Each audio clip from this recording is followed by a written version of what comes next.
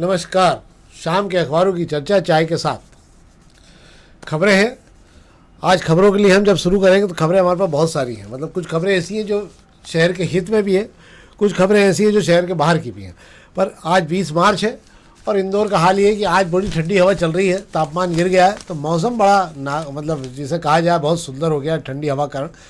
2-3 दिन की लगातार गर्मी के बाद बड़ा रिलीफ है आज, और लोगों को अच्छा भी लग रहा है घूम के। तो झूलेलाल जयंती जो है बड़ी शांति से, बड़े ठंडक, बड़े माहौल में उसका जुलूस आज शहर में निकल पाएगा। और कल ईद भी अपन इसी खुशनुमा माहौल में मना सकें। कल मीठी ईद भी है, तो लगभग पूरे शहर भर में उत्साह का मामला भी रहेगा। तो हम खबरें शुरू करते हैं। आज हम अग्निबाण खबरें शुरू कर रहे हैं। पहले अग्निबाण में एक दो खबरें हैं जिसमें बहुत अच्छी वाकई मतलब, और ये प्रयास भी अच्छा है, जो भी है प्रयास भी अच्छा किया है। एक तो ये कि 20 तालाबों के सौंदर्यीकरण होगा और निजी कंपनियों की मदद ली जाएगी। इसमें आने वाले दिनों में यहाँ काम शुरू हो जाएगा सौंदर्यीकरण पे। इसमें लिम्बोदी, पिपलियाना, पिपलियापाला, छोटा लिम्बोदी, कई तालाब हैं जिनको क्या कंपनियों के पास में जो CSR फंड होता है। CSR फंड ये होता है कुल प्रॉफिट जो हुआ है कंपनी को, उसका 2% ऐसा होता है जो उनको जनकार्यों में या अच्छे शहर के विकास पे लगाना पड़ता है। तो ये वो पैसा है जो कंपनियाँ इन क्षेत्रों में खर्च करेंगे। अच्छी बात है, खर्च भी होना चाहिए। पर इसी के साथ सवाल ये भी उठता है कि जो तालाब पूरी तरह बर्बाद हो रहे हैं, जो 100 एकड़ के तालाब शहर में 15 एकड़ के रह गए, उनको बचाने का भी कोई विचार होना चाहिए कि नहीं होना चाहिए? क्या है साहब? जी बिल्कुल, आप सही बात कह रहे हैं कि कल अगर शहर में जल गंगा संवर्धन अभियान की शुरुआत की गई निपानिया तालाब से, और इस शहर के तमाम तालाबों के सौंदर्यीकरण की बात कर रहे हैं, CSR फंड से आप जो हैं बड़े बड़े उद्योगपतियों के पास नगर निगम जा रहा है कि नगर निगम के खुद के पास तो पैसा है नहीं, उद्योगपतियों से ही पैसा लेकर तालाबों की दुर्दशा को सुधार दिया जाए। पर कल से लेकर आज तक जितनी भी तालाब को लेकर बात हुई, कहीं कोई ये नहीं कह रहा है कि तालाब की सरहद पर जो कब्जे हो रहे हैं और जो तालाब की जमीन को जीम रहे हैं, उन लोगों पे कार्रवाई कब होगी, उन पर बुलडोजर कब चलेगा। सही बात है। ग्रीन ट्रिब्यूनल के आदेश के बाद भी हम जो है AB रोड का एक तालाब बचा नहीं पा रहे हैं। झलारिया के एक तालाब पे तो धर्मशाला ही बन गई। मतलब ये तो बहुत ही अति होगा कि झलारिया के तालाब पे धर्मशाला भी खड़ी हुई। बड़ी दुखद स्थिति है। निपानिया के आगे अगर हम चले जाएं, तालावली चांदा तालाब की अगर बात की जाए तो मुझे लगता है कि बड़ी बेईमानी होगी कि उस तालाब को कहाँ जो होलकर कालीन समय से हमें सौंपा गया था और आज हम उसे कहाँ ले आएंगे। मुझे लगता है मुख्यमंत्री जी को इस पर भी ध्यान देना चाहिए, कम से कम ये शहर का मामला है। एक और खबर हम बात कर लेते हैं। मुख्यमंत्री जी ने कहा है कि जो पानी को लेकर तमाम अभियान चलाए जा रहे हैं, उसके तहत इंदौर में 282 प्राचीन कुएं और बावड़ियों को जीर्णोद्धार किया जाएगा। मुझे लगता है ये हर बार इनका जीर्णोद्धार होता है और गर्मी के साथ में इनका पानी नीचे चला जाता है। कारण ये होता है कि नीचे 400 फीट तक पानी नहीं है, तो उसमें पानी जो आया रहता है वो भी नीचे चला जाता है। मुझे लगता है यही पानी को और नीचे उतारने की कोशिश होना चाहिए कि तमाम जगह का पानी उसमें आए और उसके बाद कुएं से नीचे चला जाए। क्या है? बिल्कुल आप सही कह रहे हैं। ये सालाना प्रोग्राम हो गया है, सरकार का कह लें या नगर निगम का कह लें, जल विभाग का कह लें, कि जैसे ही गर्मी दस्तक देना शुरू होती है कि कुएं बावड़ियों की चिंता कर ली जाती है, तालाबों की चिंता कर ली जाती है, जहाँ जहाँ से पानी मिलता है उन सब की चिंता कर ली जाती है। कुएं बावड़ी के जीर्णोद्धार की बात कही जा रही है। जीर्णोद्धार होना भी चाहिए, पर सवाल सिर्फ वही है कि हम हर साल कुएं बावड़ियों का जीर्णोद्धार कर रहे हैं और इनकी संख्या खत्म ही नहीं हो रही है। इतने कितने कुएं और बावड़ी हमारे शहर में मौजूद हैं। अगर इतने कुएं और बावड़ी अगर शहर में मौजूद हो तो मुझे नहीं लगता गर्मी में कभी टैंकर चलाने की जरूरत पड़ती है और जल संकट हम कभी देख पाते हैं। पिछले बार भी शायद 2.5 या 3 करोड़ रुपए का प्रावधान किया गया था इसके लिए। मुझे लगता है पैसे तो पूरे लगा दिए होंगे। हाँ, पैसे तो पूरे लगा दिए जाते हैंगे। मैं वही कहना चाह रहा हूँ कि हर बार आप जीर्णोद्धार कर रहे हैं, पैसा लगा रहे हैं, उसके बावजूद ये चीजें वो उसमें वो बदलाव क्यों नहीं दिख रहा है? शहर में से टैंकर खत्म क्यों नहीं हो रहे? शहर में पानी को लेकर परेशानी क्यों मची पड़ी है? क्यों हमें नर्मदा का 4था चरण लाना पड़ रहा है? सही बात है, पर पानी को अगर ये नहीं हो रहा तो इसमें तक पानी कहाँ से पहुँचाया जा सकता है, उसको वापस नीचे डालने की कोशिश जरूर इन कुओं से की जा सकती है। अब हम प्रभात किरण खबर की बात कर लें। प्रभात किरण के में खबर अच्छी, डेटा फार्म से नक्शे जो होंगे पास, CM ने वादा किया था, महापौर प्रभारी ने बताई थी बहुत सारी तकलीफ। तो ऐसी क्या तकलीफ थी यार? जी बिल्कुल, मैं आपको बता देता हूँ। 2023 की तत्कालीन नगर निगम कमिश्नर हर्षिका सिंह ने डेटा फार्म से जो नक्शे पास होते हैं उस पर रोक लगा दी गई थी। अब मैं आपको बता देता हूँ डेटा फार्म क्या हो गया। डेटा फार्म शहर की उन जमीनों का वाले हिस्सों पे डेटा फार्म से नक्शे पास होते हैं जिनका TNCP में कोई रिकॉर्ड नहीं है, यानी वे खसरे की जमीनें हैगी, वे किसी कॉलोनी का हिस्सा नहीं हैगा। इसके दायरे में आप नाम सुनेंगे तो आप अचरज करेंगे। इसके दायरे में रेसकोर्स रोड भी आता है, इसके दायरे में साउथ तुकोगंज भी आता है, इसके दायरे में छावनी भी आ रहा है, बहुत बड़ा भाग। हाँ, रामबाग भी आ रहा है। ये शहर के बड़ा एरिया जो है डेटा फार्म के दायरे में आ रहा है। डेटा फार्म से नक्शे बंद हो जाने की वजह से काफ़ी लोगों को परेशानी हो रही है। ना वे वहाँ घर बना पा रहे हैं, ना वहाँ इमारतें बन पा रही है। हालांकि डेटा फार्म के दायरे से में से मध्य क्षेत्र को जो है आज़ादी मिली हुई है। मध्य क्षेत्र यानी हम कह लें राजवाड़ा और उसके आसपास के इलाकों को आज़ादी दे रखी, क्योंकि ये स्मार्ट सिटी इलाके में आता है। तो ये दोहरा भेदभाव चला आ रहा है और 3 साल से सैकड़ों नक्शे अटके हुए हैं और लोग परेशान हो रहे थे। मुख्यमंत्री से पहली बार बात नहीं की गई है, आज से कुछ सालों पहले भी, करीब मतलब 1-1.5 साल पहले भी मुख्यमंत्री से बात की गई थी। उन्हें बताया गया था कि क्या तकलीफ आ रही है, तब भी उन्होंने वादा किया था कि मसले को सुलझा दिया जाएगा। कल एक बार फिर महापौर पुष्यमित्र भार्गव और नक्शा विभाग प्रवीण राजेश उदावत ने मिलकर मुख्यमंत्री को बताया है कि ये डेटा फार्म से नक्शे पास नहीं होने से अवैध निर्माण हो रहे हैं, नगर निगम को नुकसान अलग हो रहा है और शहर में धड़ल्ले से अवैध निर्माण चल रहे हैं। इस पर रोक लगे, इसके लिए डेटा फार्म से जैसे पहले व्यवस्था थी उसे फिर से शुरू कर दिया जाए। तो कल मुख्यमंत्री जी ने क्या कहा, मतलब फिर मुख्यमंत्री जी ने फिर वादा किया है कि इस मसले को वे जल्द सुलझा लेंगे। हालांकि आपको बता दो, इस मसले की जो पेचीदगी है वो भोपाल के अफसरों के बगैर सुलझना संभव नहीं है और मुख्यमंत्री जब तक उन्हें पीछे लग के निर्देश नहीं देंगे, क्योंकि ये अफसर तो अफसर हैं, कितना सुनते हैं ये मुझे नहीं बताएगा, पर मुख्यमंत्री ने पिछली बार कहा था, जिस तरीके से जो नेता बता रहे हैं कि उन्होंने बात की थी, मुख्यमंत्री ने कहा था कि जल्द इस मसले को सुलझा देंगे, तो वो मसला कहाँ उलझा हुआ ये आज तक अब समझ नहीं आ रहा, ना ही वो अफसर जो हैं खुलकर बता पा रहे हैं कि कब सुलझा देंगे। हम इसके साथ हो सकता है 6 महीने बाद फिर इसी डेटा फॉर्म पे बात करेंगे, मेरा विश्वास है। इसलिए इसका डाटा संभाल के रखा जाए कि कब कब हम बात कर रहे हैं। इसलिए अब हम दोपहर की खबरों की बात कर लें। दोपहर के पहले पेज की जो व्यापारी खबरें उसकी हम सबसे आखिरी में बात करेंगे। बहुत सारी जानकारियां हैं। हारमूज खाड़ी में क्या हुआ, आज ईरान के बहुत सारे हमले हुए। सोने का तो ठीक है, रुपया बिल्कुल पाताल में चला गया है आज। रुपया बहुत तेज़ी से नीचे जा रहा है। 22 इंडस्ट्रियल डीजल जो है बहुत महंगा हो गया है, आज से पेट्रोल के भाव बढ़े हैं। ये सब जानकारी होगी उसमें, पर पहले हम खबरों की बात करते हैं जो इंदौर से जुड़ी खबरें। तो दोपहर की जो खबर बात करें, ना मास्टर प्लान आया, ना मास्टर प्लान की सड़कें बन पाई। 10 सड़कें ऐसी हैं जिनका जो नरियल वरियल फोड़ के जिनका काम चालू किया गया था कि पैसा केंद्र सरकार से आ गया और मास्टर प्लान की सब सड़कों का काम चालू हो जाएगा। इनमें 6 से 8 महीने होने आ रहे हैं, ये सब सड़कें आधी अधूरी पड़ी हैं, कहीं काम शुरू नहीं हुआ, कहीं नरियल फूट चुके हैं और कई जगह जिन्होंने फोड़े थे वो भी गायब हो गए।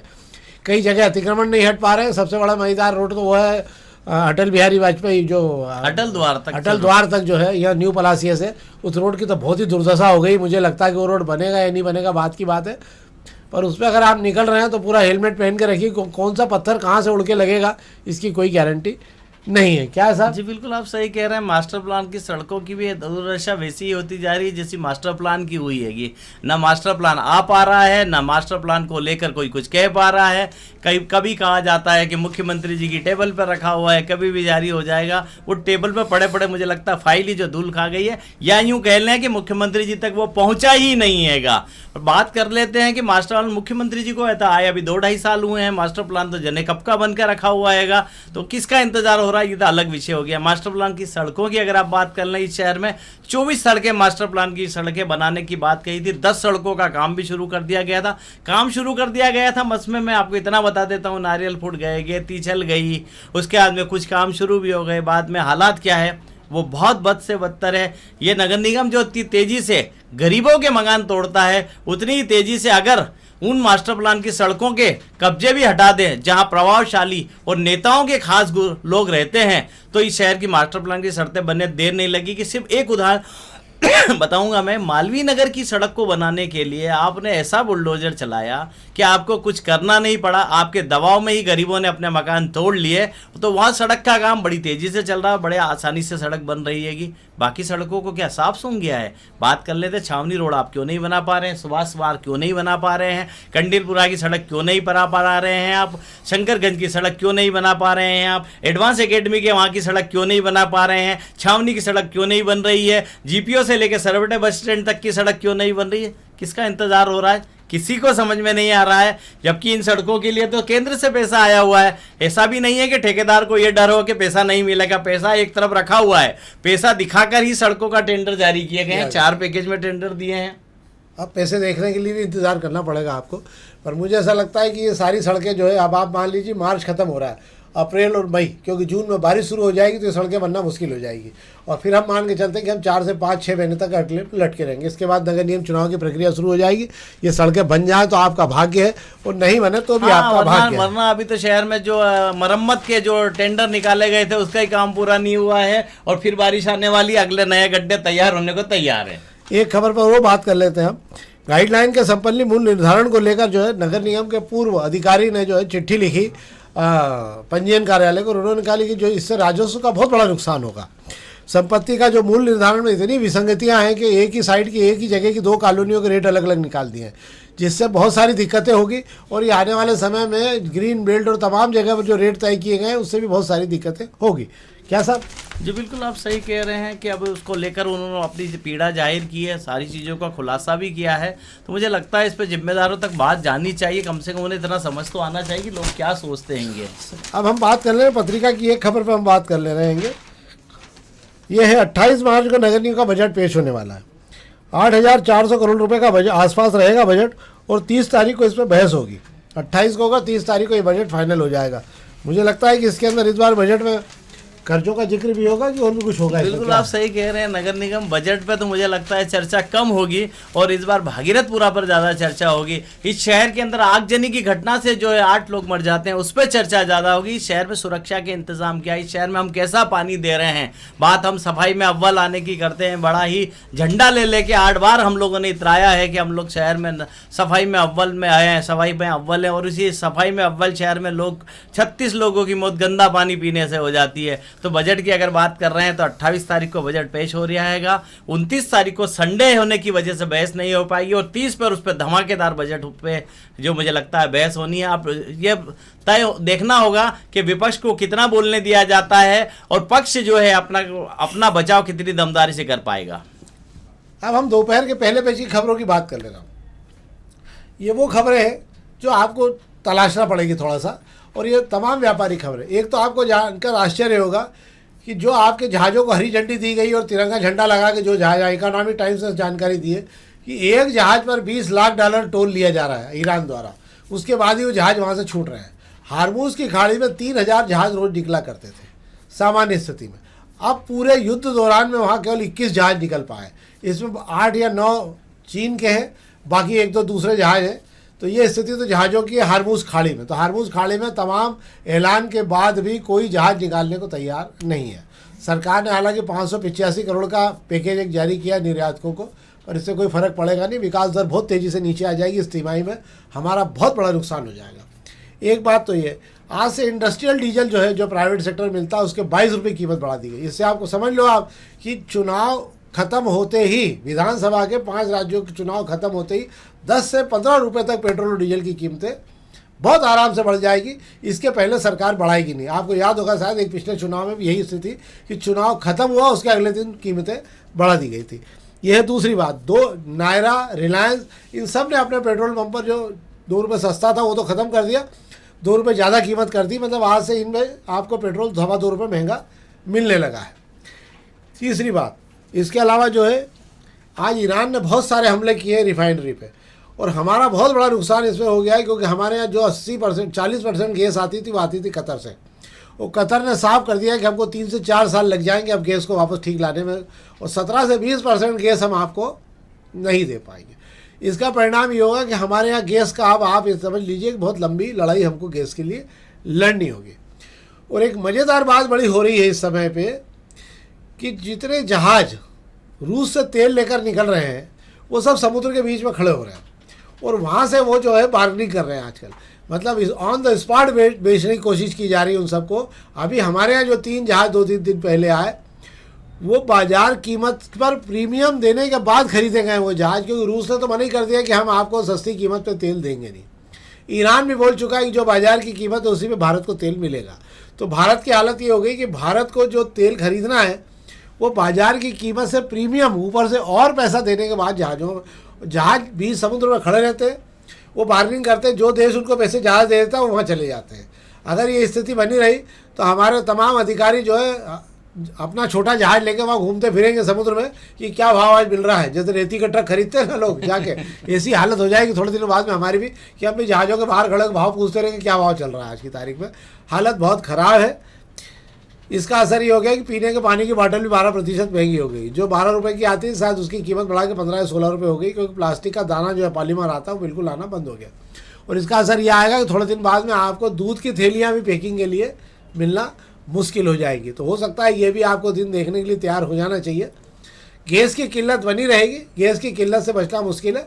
अब आप केवल ये दिमाग बना लीजिए कि पेट्रोल और डीजल के भाव कब से बढ़ेंगे। मुझे लगता है कि शायद चुनाव खत्म होते ही 30 अप्रैल को चुनाव खत्म होंगे और 1 मई से आपको बिल्कुल नए रेट पर तेल मिलना चालू हो जाएगा। उसके लिए आप तैयारी शुरू कर लीजिए। ये थी व्यापारिक खबरें जिस पर हमने बात की।